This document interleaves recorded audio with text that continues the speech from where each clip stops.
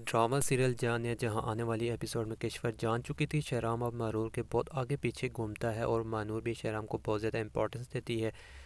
मानूर की वजह से शहराम दोबारा ज़िंदगी जीने लगा था जो किश्वर कैसे बर्दाश्त कर सकती थी। किश्वर जीनत से शहराम की शादी करके सारी जायदाद हासिल करना चाहती थी।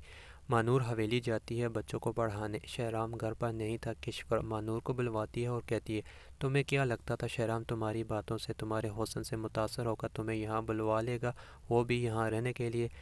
किश्वर कहती, तुम शहराम जैसे शख्स का दिल तो बहला सकती हो मगर वो कभी अपनाएगा नहीं तुम्हें, क्योंकि आसमान और ज़मीन का फ़र्क वो भी अच्छी तरह जानता है। किश्वर यही चाहती थी कि मानूर और शहराम के दिल में एक दूसरे के लिए बदगुमानी डालकर इन दोनों को एक दूसरे से अलग कर दिया जाए।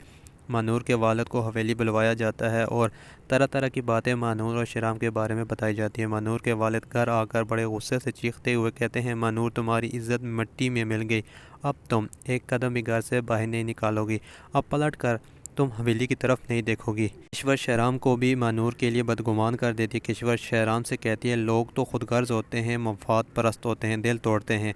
मानूर कहती, आज के बाद मैं हवेली कभी नहीं जाऊंगी, हवेली की शक्ल कभी नहीं देखूंगी और ना ही शहराम से बात करूंगी। इस पर उसकी बहन कहती है, क्या शहराम साहब ने आपसे कुछ कहा है? इस पर मानूर कहती है, कहा ही तो नहीं है। शहराम मानूर से बात करने की कोशिश करता है। मानूर शहराम की कॉल रिसीव नहीं करती। किश्वर अपनी चाल में कामयाब होती चली जा रही थी।